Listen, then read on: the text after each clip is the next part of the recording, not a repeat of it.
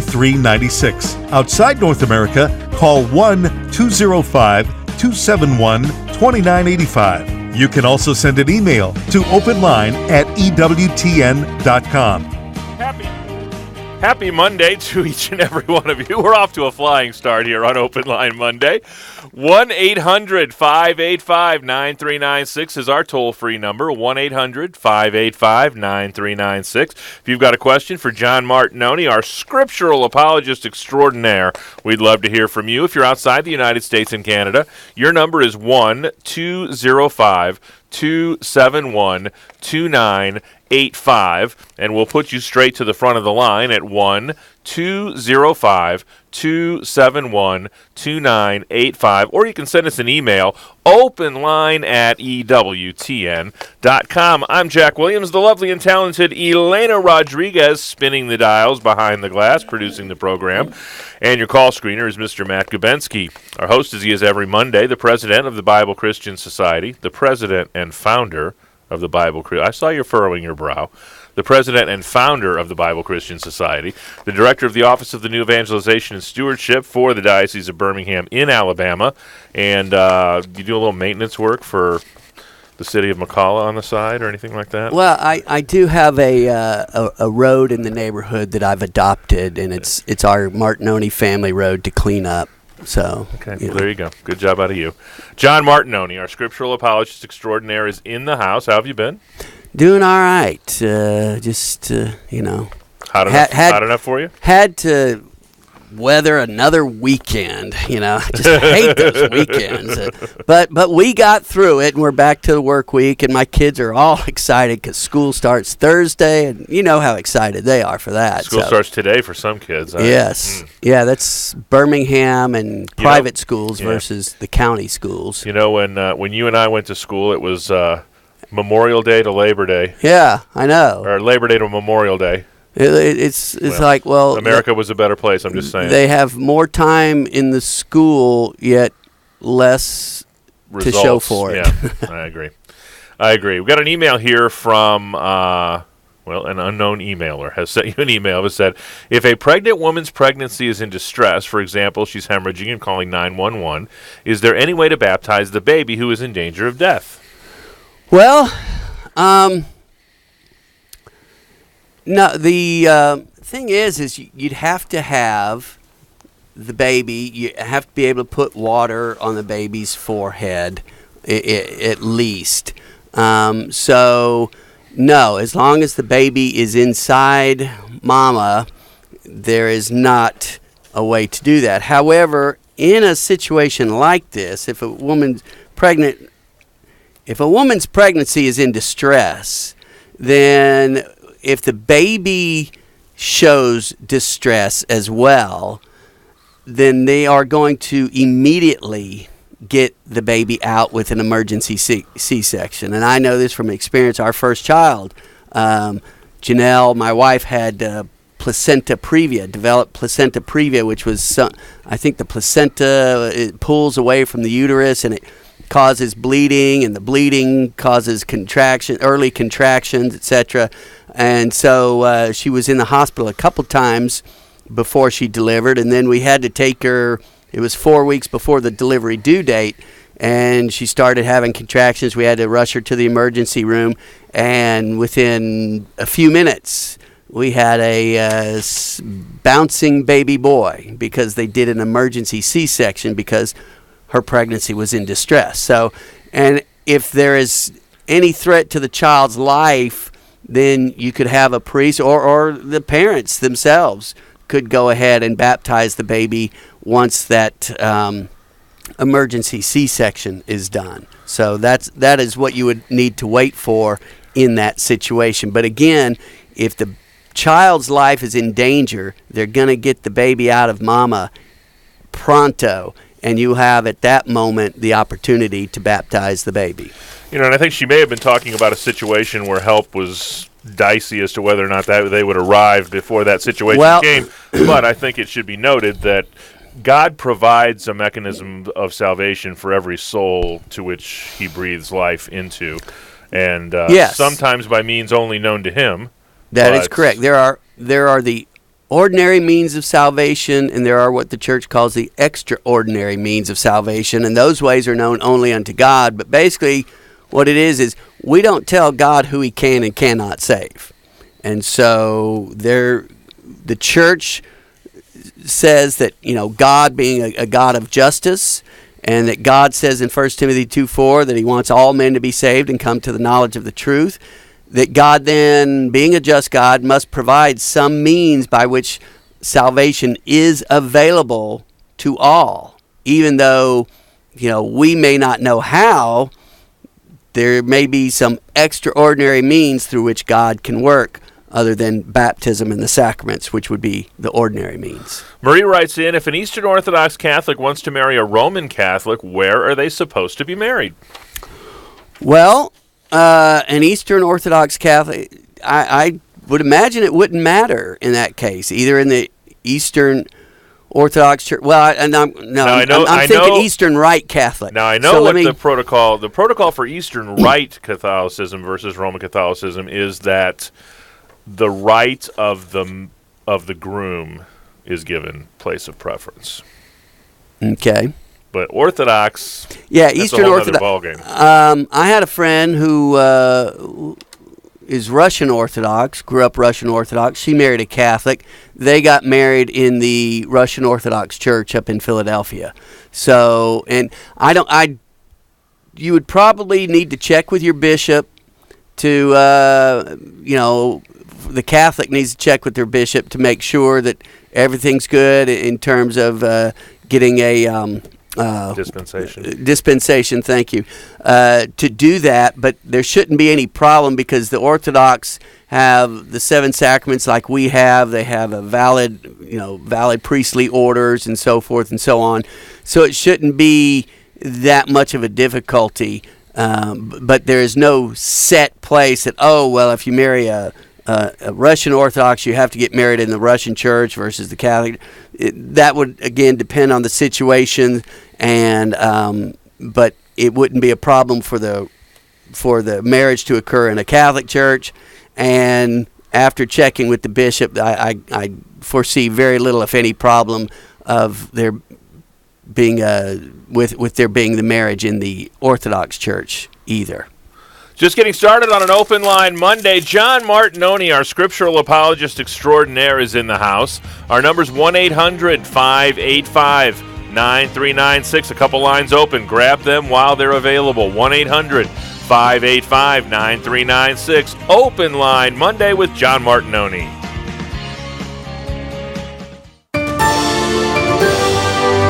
From EWTN News Nightly in Washington, D.C., I'm Catherine Seltner. Donald Trump will deliver an economic speech today in Detroit, Michigan. He'll outline what he would do to improve economic growth if he's elected president. On Thursday, Democratic rival Hillary Clinton will address the same topic also in Detroit. Delta Airlines expects large-scale cancellations today after a global computer system outage. Flights in the air were not affected during the outage, but passengers are reporting problems like the inability to check in or being stuck on the tarmac. Pope Francis blames a lack of desire for peace by the powerful for the growing number of casualties in Syria's ongoing civil war. Speaking to the Sunday crowd in St. Peter's Square, the Holy Father says it's unacceptable so many unarmed civilians are paying the price for the conflict. And Team USA is bringing home the gold in Olympic swimming, including 19-year-olds Katie Ledecky and Michael Phelps. Join us this evening for EWTN News Nightly.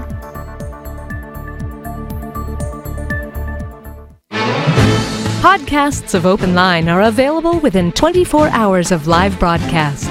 Go to EWTN.com and click on Multimedia. If you're currently an EWTN media missionary or just interested in becoming one, we've got some great news. EWTN Media Missionaries has a new and improved website.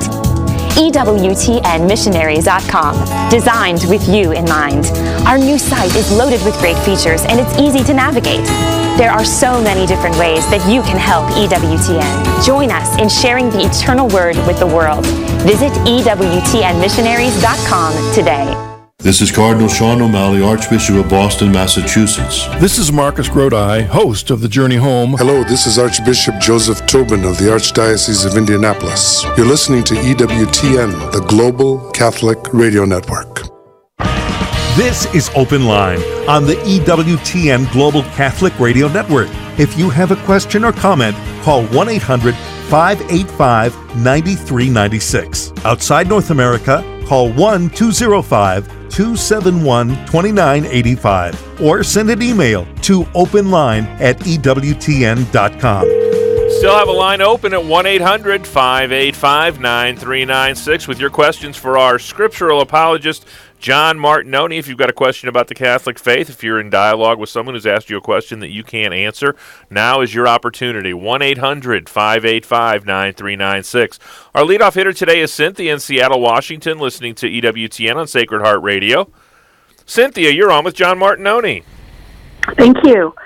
My question, John, is I've actually never listened to the program before, but I've watched Mass on the program on TV and such.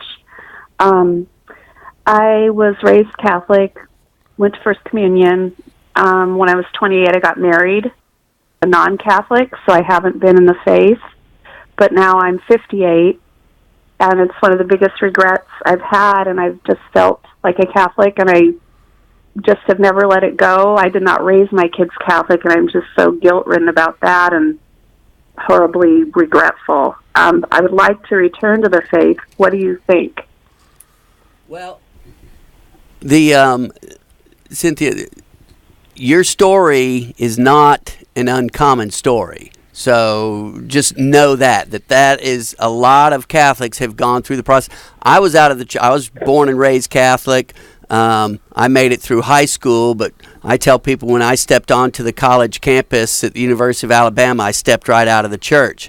And I was out of the church not for 30 years, but for 13 years. And just, it was not a holy and blameless life was I leading. But through a series of quote unquote circumstances or happenstances, however you want to, coincidences, I ended up coming back to the church over about a year-long period. And it's and even after coming back to the church, I still wasn't really truly Catholic. It was only then that I started learning my faith for the first time, and so over the next couple years, I could say is what really cemented my Catholic faith. So what I'm telling you is I think it would be the best thing for you, because you've obviously got this yearning in your heart, this hunger in your soul for the Catholic faith, which is, it's the true faith. It's the fullness of the truth that Jesus Christ left us. And what I would tell you is don't be afraid of coming back. Don't let what you consider past mistakes keep you from coming back. Say, I can't come back because I've been out for 30 years and I didn't raise my kids Catholic. I didn't do this. I didn't do that. Now, how can I come back? And really, don't worry about any of that. What you need to do is just go to confession. Just go down, find the parish closest to you, and find out when they're having confession, and go to confession. Or it might even be better if you just call the priest and say, listen, I've been out of the church for a long time. I want to come back, but it's been a while since I've been to confession, so could I meet with you privately to discuss this and go to confession? And then just come back and start going to Mass and listen to what the priest has to tell you. Keep watching EWTN television. Keep listening to EWTN radio. And I think good things will happen. And now you talk about the guilt you have over your kids. Well, the first step, probably more than likely, for your kids to come to the faith will be for you to first return to the faith and give them an example. And as you learn your faith, which you will over the coming weeks, months, and years, you'll be able to share the joy of what it means to be Catholic with your children. And it may take a while for seeds that you plant to bear fruit, but if you want any chance of your kids coming to the Catholic faith, I think the first step is probably you coming back. Does that all make sense?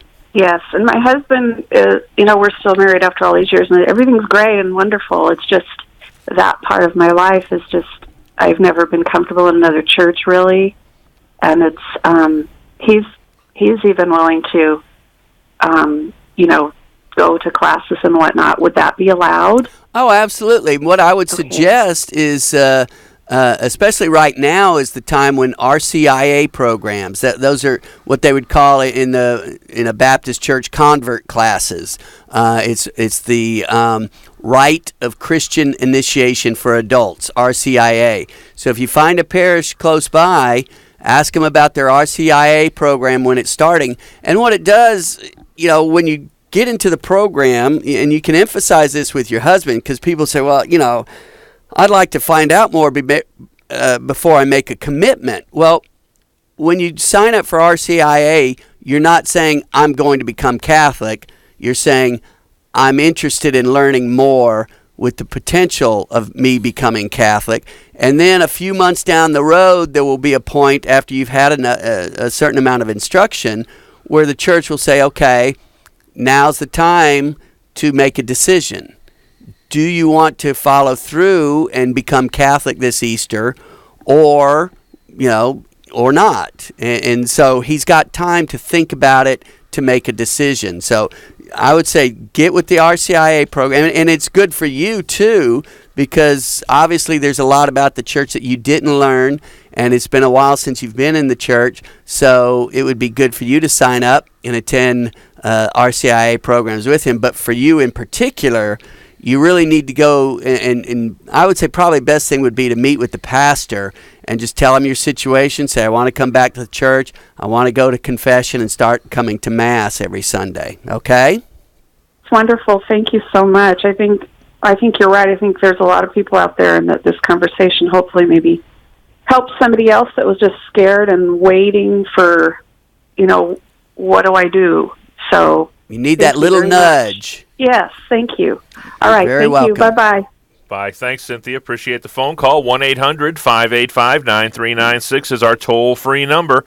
1-800-585-9396. Next up is Dale in the great state of Minnesota, listening to EWTN on Sirius XM Channel 130.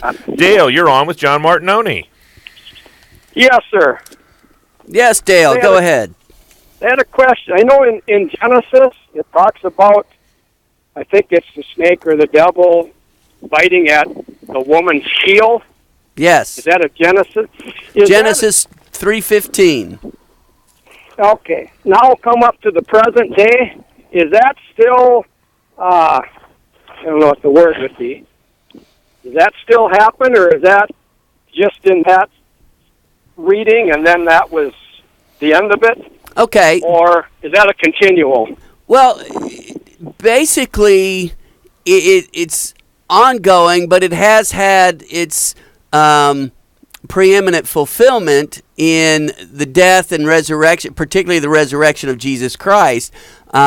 Jesus conquered death, and Satan, basically hell, the abode of Satan and his followers, is known in Scripture as the second death, the ultimate death, where you're still alive, but you're suffering in hell. The death is your separation from God the Almighty in the beatific vision. So if Satan represents death in that respect, then Jesus conquering death through his resurrection is basically, you could say, that's one way to view this fulfillment of this passage. And it says, in some translations, the older translations, it says, I will put enmity between you and the woman, and between your seed and her seed. She shall bruise your head, and you shall bruise her heel. Most scholars today believe that was simply a misreading of the text, that it should be, he shall bruise your head, and you shall bruise his heel. So his heel was bruised with his passion and death. Satan's head was essentially crushed with his resurrection. Does that help you out? Or? Yeah, that makes a little more sense to me. Okay. And even if you say, she shall bruise your head, you would say she does that through her offspring, which is her seed, which you're talking here basically Mary, and her seed is Jesus Christ. and it would be her seed inevitably or essentially that would bruise the head, not the woman. So it would be Jesus Christ, par excellence. Okay. Okay? Great. Well, thank you very much. Great show. Thank you. Next stop, St. Charles, Missouri. Ben is listening to EWTN on Covenant Radio in St. Charles. Ben, you're on with John Martignoni. Hi, thanks for taking my call. Sure, go ahead, Ben. So, my group of friends and I, we've been discussing the question. It's kind of silly, I guess, but it's about the morality of littering. I guess, when would littering become a sin? And our friend uses an example of just a straw wrapper, how, it could just kind of be unethical. So I was wondering maybe what your comments are on that. And I know it's not the most important question. This is a wild crowd you're running with, Ben. This is what we do on Friday nights. So. Hey, obviously, in this situation, it's a matter of degree. You're talking about this paper straw wrapper. Well, I would think if you throw one straw wrapper out the window, that probably is not a sinful act, in the sense that straw wrapper is going to be fairly well dissolved come the first rain. And especially if it rains, gets wet, cars are running over it, etc., it will be part of the environment all over again. Now, if you're throwing straw wrapper after straw wrapper and you're saying to yourself, I don't care if there's any potential that this could harm the Earth's environment or anything like that. I look at, let's go up to the plastic rings that you would have a six-pack of Coca-Cola in, and you're on a boat, and you're out in the ocean. You have your six-pack of Coke, you guys are drinking it. Well, you got these plastic rings left over, toss them into the ocean. Well, I've seen all sorts of pictures where ocean birds, seabirds, various dolphins. I saw a picture of a turtle that one of these things had wrapped around the midsection of a turtle, and the turtle kept developing, but it's like the old Barbie dolls. The waist is tiny, and the rest of the turtle, both sides on either side of this plastic ring, is huge. So basically, it was harmful to that turtle. Is that a sin? I would think, maybe. God alone knows the person's heart and what they were thinking and so forth. And obviously, hey, a turtle was harmed. Is that grave matter? Some people might argue yes. Some people might argue no. So, maybe not mortal sin, but venial sin. So, but then step it up another notch, and hey, you got a company dumping pollutants in. Now, obviously, everyone, I think, would realize, yes, that is sinful. You're doing something that harms the environment, that down the line with, these harmful chemicals getting into the water table and getting into people's drinks and, people drinking it, causing illness, disease, even sometimes death.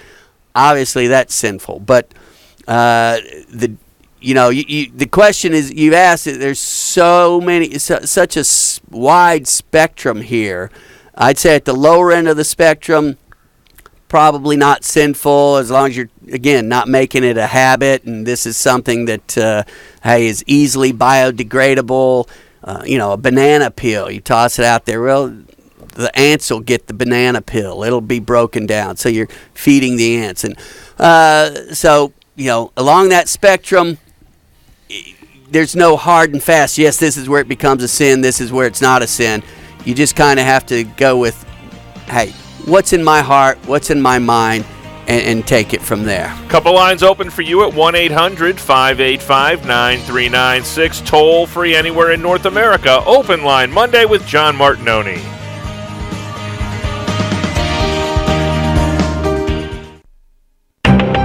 We live in a time that the secular voice dominates so thoroughly that we need to get that Catholic perspective out.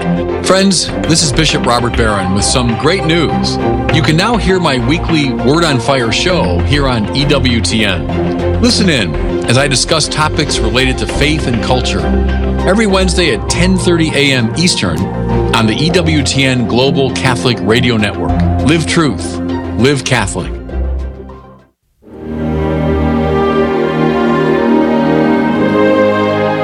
I'm Raymond Arroyo with Mother Angelica, A Remarkable Life.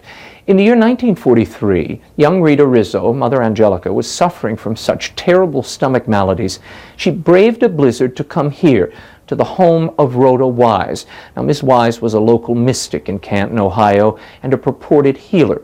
She greeted Rita at the door, brought her into her bedroom, and sat her in this chair. Now, Miss Wise contended our Lord sat in this chair mystically when they visited from time to time. She didn't touch Rita. She didn't pray over her. She just handed her novena to St. Therese of the Child Jesus and told her to pray that prayer.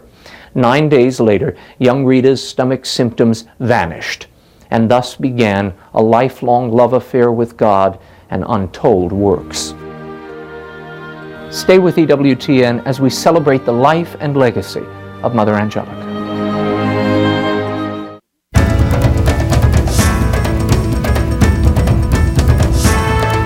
EWTN is available 24 hours a day, 7 days a week. If your cable or satellite provider doesn't carry EWTN's full programming lineup, give them a call and let them know you would like to receive EWTN 24 hours a day, 7 days a week. For more information, go to EWTN.com and click on television. This is Open Line on the EWTN Global Catholic Radio Network. If you have a question or comment, call 1-800-585-9396. Outside North America, call 1-205-271-2985 or send an email to openline@ewtn.com. Do you know Clark Durant? No.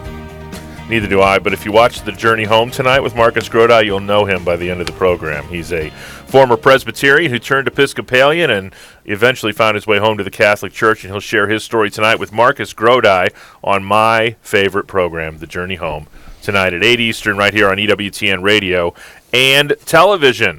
1-800-585-9396 is our toll-free number. 1-800-585-9396. If you're outside the United States and Canada, we'd love to hear from you. Your number is 1-205-271-2985. That's 1-205-271-2985. Or you can send us an email, openline@ewtn.com. Next up is Bob in Akron, Ohio, listening to EWTN on Living Bread Radio.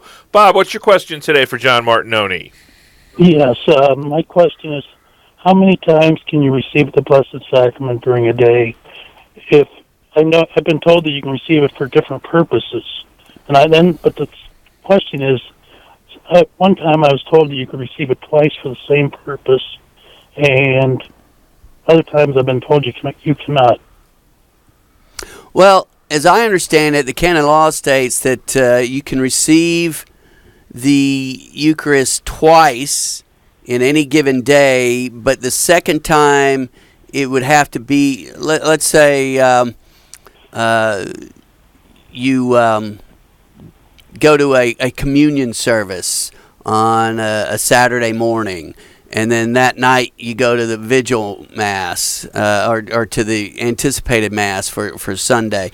The second time would have to be in the confines of a mass. So it couldn't be, I know there's a communion service here, and there's a mass there, and there's another communion service over here, and just, rushing around. In a large city, you could probably, if you time things out right and plan it right, probably go to communion several times in a day. But again, that's why canon law says twice, and I believe the second time, regardless of what the first time was, I believe the second time you receive it, it would need to be within the mass, the liturgy of the mass. Okay? Okay, let me ask one more question. Sure. Okay, if you go to Mass at one church, okay, and you want to go to, it's a Mass for a relative, okay, that's passed away. In other words, not the funeral, but, a Mass for a relative. And and you want to go to Mass at another parish because you have been going for quite a while, because right after Mass there's Eucharistic adoration. How late can you be for the second Mass before you shouldn't receive communion? I don't know. I have never seen. Have you seen a hard and fast rule on that? I have not. I think that this is really kind of. Let's go back to the littering question. This is, right. What were your intentions, and to what degree was this beyond your control, or how did outside influences affect you? Now, if you just didn't want to get up because you wanted to see the end of a program, I've heard priests say, and again, I believe this is more their personal opinion than, again, some hard and fast rule that they found somewhere, but that if you miss the gospel and the homily, then maybe you shouldn't receive communion at that Mass, because basically you've missed the entire first part of the Mass there if you get there that late. So, but again, as Jack says, there's a spectrum here.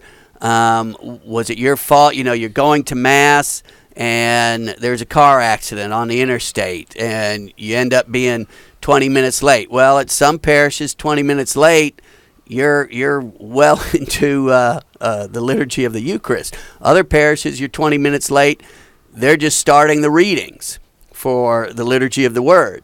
So, that's where I would say go to the priest. If this is something that you think is going to happen regularly, you go to the priest, say, Father, there's a time thing here and whatnot. But I would say, if, like the priests I've heard said, if you get there and can hear the gospel reading, preferably you can hear all of the readings, but at least the gospel reading, the homily, then, what this priest said, he said he would feel comfortable giving someone communion then. But again, if you have any doubt ever on any of these things, go to your parish priest and ask him that question, the parish priest that you would be receiving communion from, and say, what is your preference in this instance should it occur?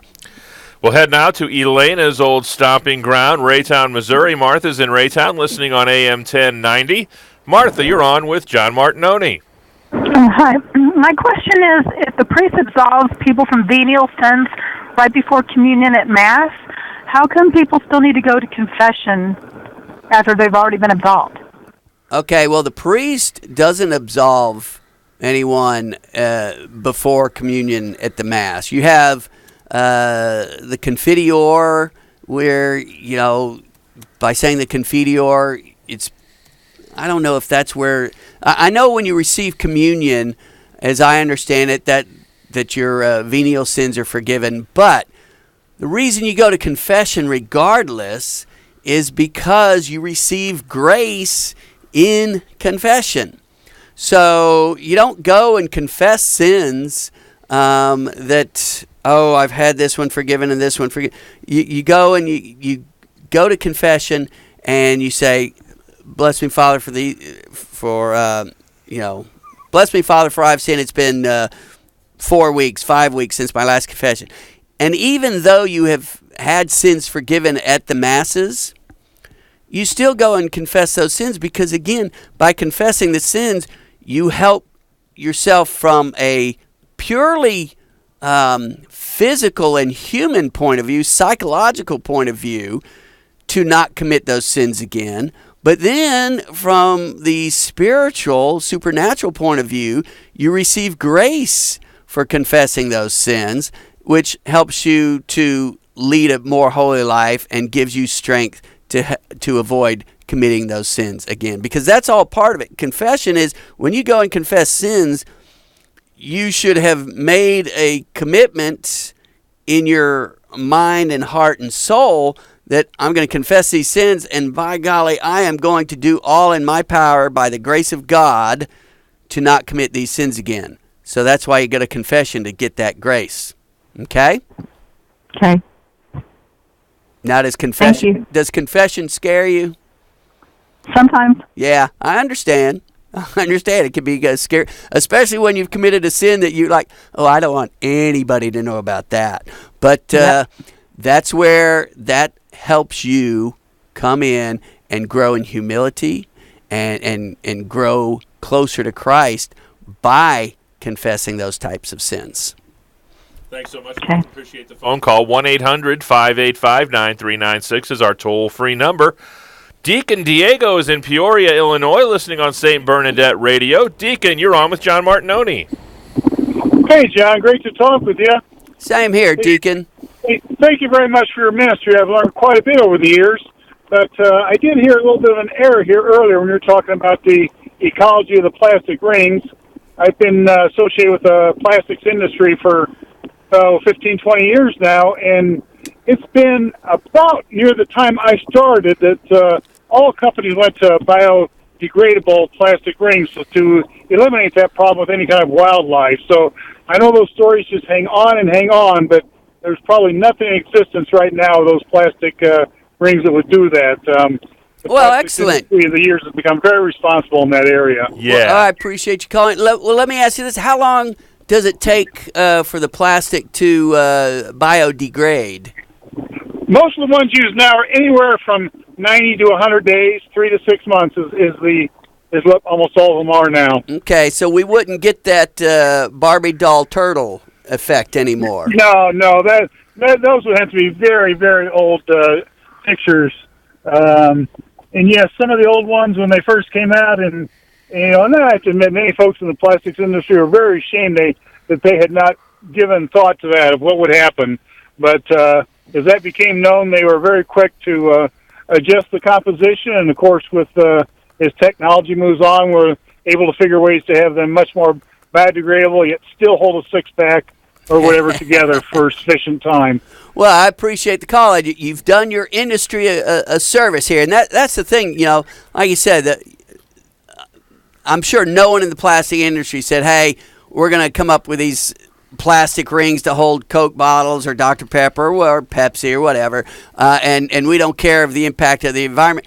The environmental impact of those things that they did have in the past, that was completely unforeseen, I would imagine, because you can't think, oh, people are going to throw these into the ocean when they're done, or into the lake or the river or anything like that. So, plastic industry, a lot of good things that have made life so much better for us here in the 21st century. So appreciate the call, Deacon, and the update, and informing us of where the plastic industry is on that.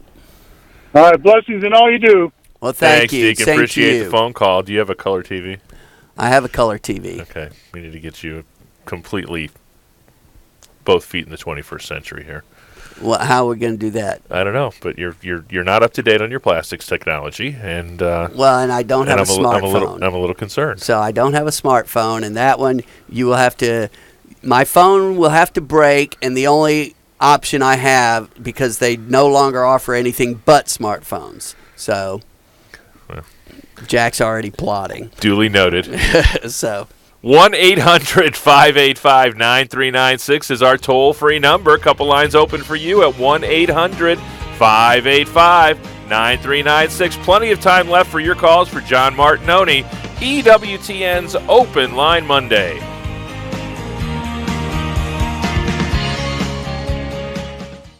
The EWTN home video highlight for August is Answering the Questions of Jesus. Father Andrew Apostoli explores the profound supernatural wisdom in the questions Jesus asked his followers and what those questions show us about our discipleship. Order your DVD and the companion book set at EWTNRC.com 24 hours a day, 7 days a week, or call 1-800-854-6316. Tomorrow on EWTN Radio, Open Line host Barbara McGuigan takes all your calls on pro-life issues, 3 p.m. Eastern on EWTN Radio. When you listen to Women of Grace Live, it's not possible to come away from that hour without feeling encouraged, without feeling inspired, without feeling that you've just had the opportunity to enter into holy conversation. This holy conversation comes by way of the many callers who share with us the concerns of their heart, the issues that they're facing. I'm Janet Benkovic, inviting you to join me weekday mornings at 11 Eastern for Women of Grace on the EWTN Global Catholic Radio Network. This is Open Line on the EWTN Global Catholic Radio Network. If you have a question or comment, call 1-800-585-9396. Outside North America, call 1-205-271-2985 or send an email to openline@ewtn.com. Keep it right here on many of these EWTN-affiliated radio stations right after us, 4 p.m. Eastern. Al Cresta will be here with Cresta in the afternoon. And at 6 Eastern, 2 hours of Catholic Answers Live right here on the EWTN Global Catholic Radio Network. Jeff in Texas is watching via YouTube, and he says, did King James, who commissioned the King James Version of the Bible, suffer with same-sex attraction? Well, yeah, I know. I think there are. Well, I've read things where people say that yes, they think he did because of I don't know if it was letters he wrote or situations that people said. You know, there's, as far as I know, there is no way to say for sure yay or nay. It's kind of like, you know, when you're dealing with something happened or someone who lived 400 years ago. Unless there's something in his own handwriting or he had tried to marry some guy, you can't say for sure. So people will speculate, maybe, I guess, forever about that. But we can't say. People speculate about David and Jonathan in the Old Testament. They obviously had a very close friendship, these two guys. And so people say, oh, well, that was a same-sex relationship they had, you know. No, you can't do that. You just cannot say things like that because you have no clue whatsoever, and there is no evidence whatsoever. Now, with King James, again, I can't remember what people pointed to those who have come up with this theory or hypothesis even. I doubt there's even enough evidence for it to be a theory. But it's not the first time you've heard it. Well, you know, it's not the first time, I don't believe, but, you know, I'm trying to think, where have I ever heard it before? So it's something that's, you know, gone from my memory as to where I actually would have seen that. But, no, you don't know. That's like saying, you know, oh, Julius Caesar, he and Brutus had a thing going. Really? We just don't know. And since we don't know, then I would say the safer assumption, the better assumption is to say, no, he did not suffer from same-sex attraction. But if he did, and he did not follow through on that attraction, there would be no sin in that. It would be if he followed through on the attraction. 1-800-585-9396. Still time for your phone calls. Next up is Mark, driving through the great state of Oregon, listening to EWTN Radio. Mark, what's your question today for John? Hi, yeah. I was on the topic of littering that you were talking about earlier. Yes. I was wondering, wouldn't that be considered sloth to just willfully litter? Well, you're too lazy to wait and stop at a gas station and walk to a garbage can at the gas pump or something. Possibly, but you know, some people grow up in families where they see mom tossing something out every now and then, or you know, dad flicking the cigarette out the window. You know, which to me that would be littering. That would be more harmful to the environment because I don't think those cigarette filters, I don't think they're very biodegradable. But not like the plastics that we have now. But so, you know, possibly, but again, you know, you throw a piece of straw paper out the window in the rain, I mean, almost immediately it has gotten wet and the next car that passes over it has ripped it to shreds, and the next car it's no longer discernible as a piece of straw paper. So, I'll hold out the possibility that there could be instances where it would rise to the occasion of sloth, but again, it's just such a wide spectrum, and there's so many different variables that could come into play to make it a sin, not make it a sin, make it a serious sin, not a serious sin, the sin of sloth, the sin of whatever the sin of not caring about the environment would be, so forth and so on. So next stop, Columbus, Nebraska. Jeff is listening to EWTN on Spirit Catholic Radio. Jeff, you're on with John Martignoni. Hi there. I'm curious if there will be sadness in heaven. And I ask that as it would pertain to a loved one not making it to heaven in their afterlife. Well, that's a question we've had asked here a number of times over the several years the program's been on the air. And basically, I have to fall back on the passage, is it in Revelation, about there will be no tears, no more tears in heaven. And so no suffering, no mourning. So I would have to say no. But we, in our human way of thinking, think, well, but what if my brother, who I'm very close to, or my wife or my husband, what if they, who I love very much, what if they ended up in hell and I ended up in heaven? Wouldn't I be sad?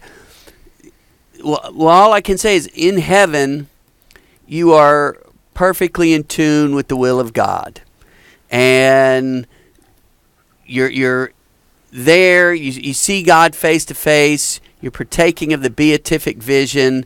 You're partaking of the divine nature, as it says in I think 2 Peter chapter 1. So, and again, Scripture says no tears. So I would have to think no, because you know that everyone in hell is there because that's where they chose to be. And so, yeah, and I understand your thinking, because I have the same thought. Wouldn't I be sad? If I made it to heaven and my children didn't, or my children made it to heaven and I didn't, wouldn't they be sad?